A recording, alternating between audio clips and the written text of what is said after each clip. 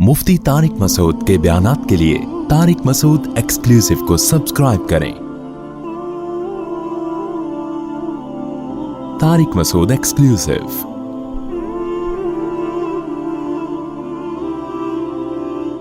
इक़्तरब लिन्नासि हिसाबुहुम वहुम फी गफ़लतिन मुअरिदून। अल्लाह ने फरमाया कि लोगों का हिसाब करीब आ रहा है और वो गफलत में है। हम में से हर शख्स आखिरत से गाफिल है। आपको पता है, आपके एग्ज़ाम करीब आने वाले हों तो टेंशन रोज़ बरोज़ बढ़ना शुरू हो जाती है। लेकिन दुनिया में इंसान का मामला ये है कि जैसे जैसे मौत करीब आ रही है उसकी टेंशन, आखिरत की जो फिक्र है, बढ़ने के बजाय कम हो रही होती है। तो अल्लाह का काम है अपने बंदों को नसीहत करना, समझाना। इसलिए अल्लाह ने बताया इस बारे के शुरू में कि लोग गफलत में हैं और हमारी आयात से इराज कर रहे हैं, मुंह मोड़ रहे हैं। वो ये अल्लाह का हिल्म है कि अल्लाह समझाता बहुत है, लेकिन सजा के लिए उसने टाइम आखिरत ही का रखा हुआ है। फरमाया मा यअतीहिम मिन ज़िक्रिम मिर रब्बिहिम, जब भी इनके पास इनके रब की तरफ से कोई नसीहत आती है, इस्तमाऊहु, ये उसे सुनते भी हैं, वहुम यलअबून, लेकिन उस पर ध्यान नहीं देते। तो आगे इसी को अल्लाह ने बयान किया, फिर इंसान की शिकायतें की कि कितनी बस्तियों को हमने पहले तबाह बर्बाद किया है। फलम्मा अहस्सू बअसना इज़ा हुम मिन्हा यरकुज़ून, जब उन पर अजाब आने लगा तो फिर चीखो पुकार शुरू की उन्होंने। अभी किसी ने बताया कि ये जो तुर्की में ज़लज़ला आया ना, जिस इलाके में आया वहाँ मुल्हिद भी बहुत रहते थे जो खुदा को नहीं मानते थे। तुर्की में तो एक लिबरल सेकुलर हुकूमतें रही हैं, वहाँ के बहुत से मुसलमान भी मुर्तद हो चुके थे। तो कहते हैं जैसी ज़मीन हिली है ना, एक मुल्हिद जो अल्लाह को नहीं मानता था जोर जोर से कलमा पढ़ने लगा, ला इलाहा इल्लल्लाह, ला इलाहा इल्लल्लाह। तो बाज दफा इंसान पर जब अजाब आता है ना तो उसको अल्लाह याद आ जाता है। लेकिन नबी सल्लल्लाहु अलैहि वसल्लम ने फरमाया, तुम उस हालत में अल्लाह को याद रखो जब तुम खुशी की हालत में हो, जिसमें अल्लाह इंसान को याद नहीं आता। यारिफ का फिर शिद्दा, तो मुसीबत में फिर अल्लाह तुम्हें याद रखेगा। जब पेट भरा हुआ हो, सुकून इत्मीनान की जिंदगी हो, उस वक्त इबादत करना बड़ा मुश्किल काम है। नींद जिसको अच्छी आती हो उसके लिए नींद छोड़ के तहज्जुद में उठना मुश्किल काम है।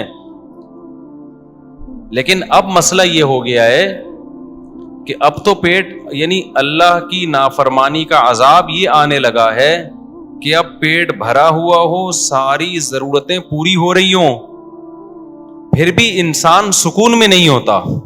यानी अब जो लोगों की टेंशनें हैं ना, वो टेंशनें हैं जो अपने ऊपर खुद से मुसल्लत की हुई हैं लोगों ने, बेसुकूनी का अजाब जिसे कहते हैं। तो खैर अल्लाह ने फरमाया ला तरकुज़ू वरजिऊ इला मा उतरिफ्तुम फीही व मसाकिनिकुम लअल्लकुम तुसअलून। अल्लाह फरमाते हैं अब एड़ियां मत लगाओ, अब शोर शराबा मत करो। क़ालू या वैलना इन्ना कुन्ना ज़ालिमीन। अल्लाह फरमाते हैं जब अजाब आता था तो वो कहते थे हमारी बदबख्ती, हम ही जालिम थे। फमा ज़ालत तिलका दावाहुम। अल्लाह फरमाते हैं इसी तरह चीखो पुकार में लगे रहते थे कि अल्लाह माफ कर दे, हमने पैगंबरों की बात को ठुकरा कर अपनी जान पे जुल्म किया। लेकिन अल्लाह फरमाते हैं हत्ता जअलनाहुम हसीदन खामिदीन, हमने उन बस्तियों के निशानात मिटा दिए, हमें तरस नहीं आया उनके ऊपर। कैसी अल्लाह की आदत है। देखो, आपसे बड़े से बड़ा जुर्म हो जाए, जब तक अजाब देखा नहीं है ना, जरा सा गिड़गिड़ा लोगे, 2 रकत पढ़ के हाथ उठा के माफी मांग लोगे, अल्लाह क्या करेगा? माफ। क्यों? अल्लाह कहते हैं इसने अजाब देखा नहीं है, गैब पर ईमान लाया है। और अल्लाह फरिश्तों से कहता है कि देखो इस बंदे का मुझ पर ईमान है, इसे पता है कि कोई ज़ात है जो गुनाह पे इसको सज़ा भी दे सकती है اور اس کے گناہ کو معاف بھی کر سکتی ہے. اس جذبے کے تحت یہ مجھ سے مانگ رہا ہے، حالانکہ نہ اس نے مجھے دیکھا نہ اس نے میرے عذاب کو دیکھا. تو تم گواہ رہو، میں نے اس کے جرم کو معاف کر دیا. کہتے ہیں نا بنی اسرائیل نے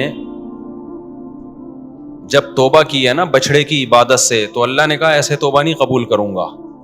جنہوں نے عبادت کی ہے وہ اپنے آپ کو قتل کے لیے پیش کریں، ان کی گردنیں اڑائی جائیں گی. جو اپنے آپ کو قتل کروا دے گا اس کا مطلب دل سے توبہ کی ہے اس نے. تو اتنا سخت حکم تھا کہ توبہ سزا ملے گی پھر توبہ قبول ہوگی. لیکن اس امت میں کیا ہے بھائی، جس طرح بھی اللہ کے سامنے گڑ گڑا لو اللہ کیا کر دے گا؟ معاف. تو علماء نے وجہ بیان کی ہے کہ بنی اسرائیل نالائق لوگ تھے، ان کے ساتھ معاملہ بھی اللہ نے سخت کیا. وہ نالائق کیسے تھے؟ ساری نشانیاں اپنی آنکھوں سے دیکھیں، فرعون کو غرق ہوتا ہوا دیکھا، سمندر میں راستے بنتے ہوئے دیکھے. اب جب موسیٰ علیہ السلام تورات لینے جا رہے ہیں تو کہہ رہے ہیں موسیٰ اس وقت تک یقین نہیں کریں گے جب تک اپنی آنکھوں سے نہ دیکھ لیں ہم اللہ کو. تو اللہ نے کہا کہ تمہیں ثبوت چاہیے نا کہ اللہ ہے اور اللہ تورات دے رہا ہے. تو گویا اللہ نے بزبان حال کہا کہ ہمیں بھی تمہاری توبہ کے سچے ہونے کا ثبوت چاہیے کہ تم دل سے کر رہے ہو کہ نہیں کر رہے. صحابہ کرام نے ایسا کوئی نبی سے مطالبہ نہیں کیا. تو اس امت کے ساتھ اللہ کے خاص معاملات ہیں. ویسے تو اللہ کا قاعدہ آدم علیہ السلام کے زمانے سے اب تک ہر ایک کے لیے یہی ہے کہ جو بھی گناہ کر کے توبہ کرے گا عذاب سے پہلے اللہ اس کے جرم کو معاف کرے گا. توبہ کا مطلب عزم کرے آئندہ نہیں کروں گا میں یہ. تو یہاں بھی اللہ نے فرمایا لیکن جب ان قوموں پہ عذاب آیا تو وہ چیخ رہے تھے. فما زالت تلک دعواہم، کنٹینیو. فما زالت کا مطلب کنٹینیو توبہ ہی کرتے رہے وہ. اللہ فرماتے ہمیں ان پہ ترس نہیں آیا. تو جب عذاب آتا ہے نا پھر اللہ کو ترس نہیں آتا. اللہ کہتے ہیں اب تو دیکھ لیا نا، ہم نے اتنی نشانیاں اپنے وجود کی، اپنے برحق ہونے کی دی تھی، تمہیں کسی نشانی پہ یقین نہیں آیا. اب سوال پیدا ہوتا ہے اے اللہ تو اپنے بندوں کے ساتھ ایسا کرتا کیوں ہے؟ اکثر ایتھیس لوگ کہتے ہیں اللہ کو کیا پڑی کہ کوئی اس کی مانے یا نہ مانے، اس کو کیا ہو رہا ہے بھائی؟ اگر خدا ہے بھی اس کو اس سے کیا مسئلہ ہو رہا ہے کہ کوئی نماز پڑھے یا نہ پڑھے؟ معاذ اللہ وہ اتنا ظرف اس کا چھوٹا کیوں ہے؟ آپ لوگ کی سمجھ میں آ رہا ہے کہ میں کیا کہہ رہا ہوں؟ یہ میں کوئی میرا خیال ہے سمجھ واضح بات ہے نا. تو اللہ کو کیا پڑی ہے؟ اللہ کو کیا مسئلہ ہے؟ معاذ اللہ ایسی باتیں کرتے ہیں. اور بھائی اللہ نے پیدا کر دیا، اگر کوئی خدا ہے تو انجوائے کرو لائف کو یار. تو اس کا جواب اللہ نے دیا ہم کیوں بستیوں کو ہلاک کرتے ہیں، نافرمانوں کو سزائیں کیوں دیتے ہیں؟ کیوں؟ وما خلقنا السماء والارض وما بینہما لاعبین، ہم نے زمین اور آسمان کو بیکار پیدا نہیں کیا، کسی وجہ سے پیدا کیا ہے. ملحد لوگ ایک اعتراض تو اللہ پہ کر رہے ہوتے ہیں کہ اس کا ظرف اتنا چھوٹا کیوں ہے معاذ اللہ، لیکن اس اعتراض کا ایسا جواب دیتے ہیں کہ اللہ کی ذات پہ اس سے بڑا اعتراض ہوتا ہے کہ اس نے انٹرٹینمنٹ کے لیے اس کائنات کو بنایا، وہ ویسے ہی بنا دیا اس نے. زمین آسمان سورج چاند ستارے، پھر انسان کو پانی سے پیدا کیا، پھر جوانی کی دہلیز پہ قدم رکھا اس نے، اس کے لیے سب کچھ مسخر کر دیا. اللہ سے ہم وجہ پوچھ رہے ہیں اللہ یہ تو نے کیوں کیا؟ اللہ کہہ رہا ہے میں نے ویسے ہی.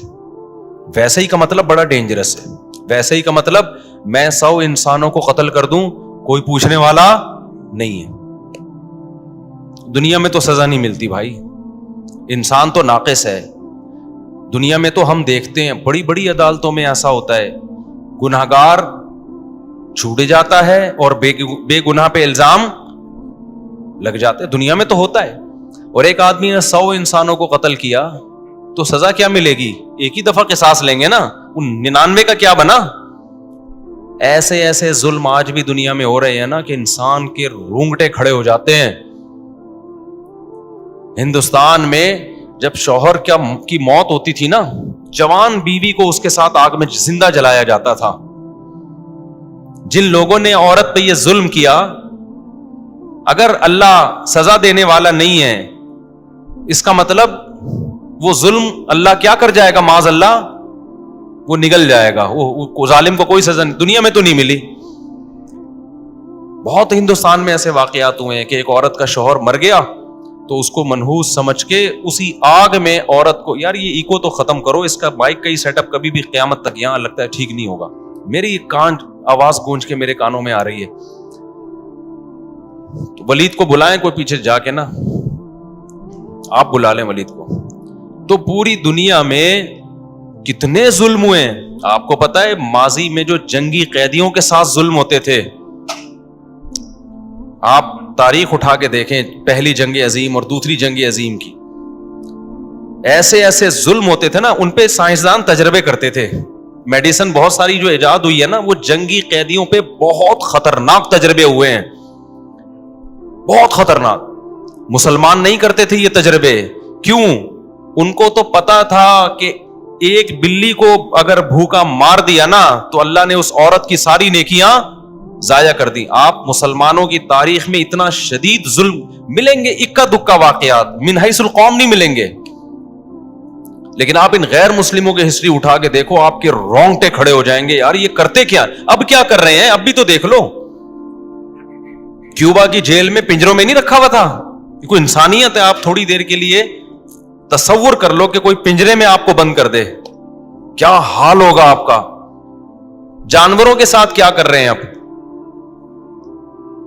چائنا میں پورے زندہ کتے کو اٹھا کے کڑاہی میں ڈال دیا جاتا ہے. اس جانور پہ کیا گزرتی ہے یار, تم نے مارنا پہلے اس کو گولی مار دو, اس کے بعد اندر ڈال دو اس کو. اپنا ٹائم بچانے کے لیے تھوڑا سا خون نکلے گا تو وہ اسے جرمز پھیلیں گے اور وہ تھوڑا سا اس کو صاف کرنا پڑے گا. اپنا ٹائم بچانے کے لیے ایک زندہ جانور کو اٹھا کے آپ نے کڑاہی میں ڈال دیا, جلتی بھی, اس کی جان بھی بہت دیر سے نکلتی ہے کتے کی. اسلام نے جانوروں پہ کتنے احسان کیے. دیکھو یہ جو حلال جانور ہے نا, ایک علمی نقطے کی بات ہے, حلال جانوروں میں عقل نہیں ہوتی, بہت کم ہوتی ہے, شعور نہیں ہوتا زیادہ. حرام جانور اکثر بڑے ذہین ہوتے ہیں. جب آپ کسی حرام جانور کو قتل کرتے ہیں نا, جیسے کتے کو مار رہے ہیں, دوسرے کتے کو احساس ہو جاتا ہے کہ اگلا نمبر کس کا ہے, میرا ہے, اور اس پہ آپ کو ترس آنے لگے گا. جو اس کی آوازیں نکلنا شروع ہوں گی نا, آپ کو ترس آنا شروع ہو جائے گا اس کے اوپر. لیکن حرام جانوروں میں آپ دیکھ لیں, حلال جانوروں میں آپ دیکھ لیں, ایک گائے کٹ رہی ہوتی ہے, بقرعید میں ہوتی ہے نا اجتماعی قربانیاں, دوسری کھڑی ہوئی کیا کر رہی ہوتی ہے, وہ دم ہلا رہی ہے. اس کو پتہ ہی نہیں کہ میرے ساتھ ہونے والا کیا ہے, ابھی اس میں اتنا شعور نہیں ہے. ایک مرغے کو, ابھی میں نے 2 دیسی مرغیاں کاٹی بازار سے خرید کے, اپنی والی نہیں, بازار سے 2 مرغیاں میں نے خریدی, وہ دونوں تھیں اصیل. ان کو الٹا لٹکایا ہوا ہے, قصائی کے پاس لے کے جا رہے ہیں اور دونوں لڑ رہی ہیں آپس میں. اصیل مرغیاں نا ایک دوسرے کو دیکھ نہیں سکتی, لڑتی ہیں.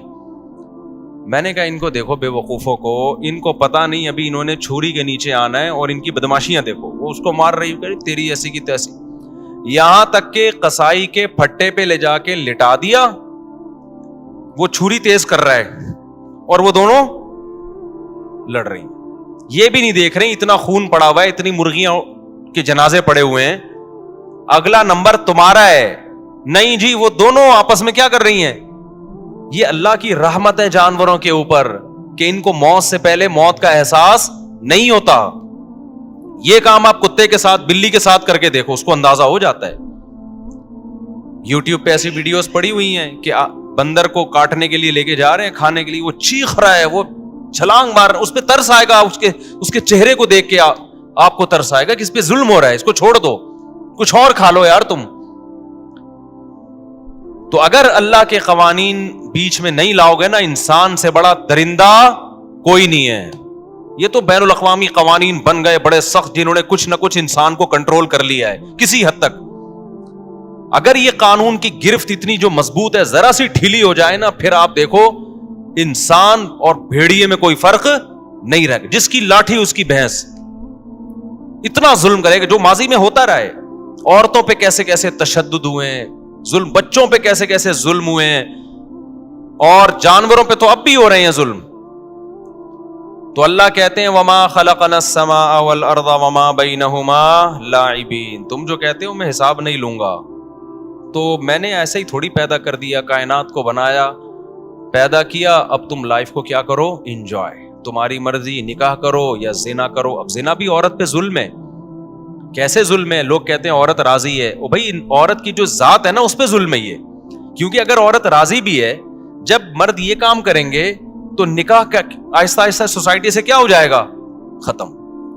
اس کا عورت کی جنس کو نقصان ہوگا. کل عورت کو محبت دینے والا, عزت دینے والا کوئی نہیں ہوگا.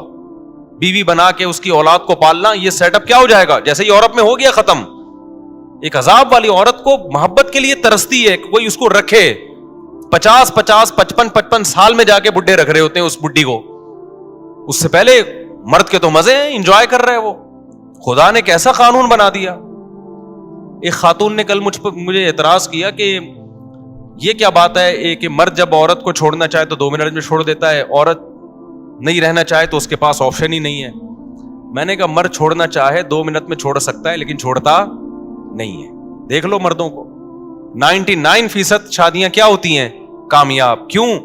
اس لیے کہ مرد مسلمان ہے, اس کو پتا ہے کہ میری بھی بہن بیٹیاں ہیں, میں چھوڑوں گا تو کل میرے ساتھ بھی ہو سکتا ہے. وہ اس کے آنسو اس کو جو ہے, کتنے ہمارے پاس مرد آ چکے ہیں جن کو بیوی اچھی نہیں لگتی لیکن کہتے ہیں یار چھوڑیں گے تو بیچاری کی زندگی تباہ ہو جائے گی. تو یہ کس کا خوف ہے؟ آخرت کا خوف ہے. میں نے کہا مرد چھوڑ سکتا ہے لیکن چھوڑتا الحمدللہ نہیں ہے. اس کو ترس آتا ہے, بچوں کا مسئلہ ہوتا ہے, عورت کا مسئلہ ہوتا ہے. چند لوگ ہیں جو یہ کام کرتے ہیں ہماری سوسائٹی میں, بہت تھوڑے لوگ ہیں. لیکن غیر مسلموں کے ہاں چھوڑنا بہت مشکل, مگر چھوڑتے ہم سے بہت زیادہ ہیں. طلاق کا ریشو ان کے یہاں آدھی سے زیادہ شادیاں ناکام ہو رہی ہیں. تو کتنا اللہ تعالیٰ کا رحم ہے, اللہ تعالیٰ کا کرم ہے کہ اس نے آسمان سے قوانین نازل کر دیے, اس نے انسانوں کو پابند بنا دیا ہے کہ تمہیں انسان کا بچہ بن کے چلنا پڑے گا. اگر تم حقوق ادا نہیں کرو گے خدا کے اور مخلوق کے تو میں تمہیں چھوڑوں گا نہیں, میں معاف نہیں کروں گا تمہیں.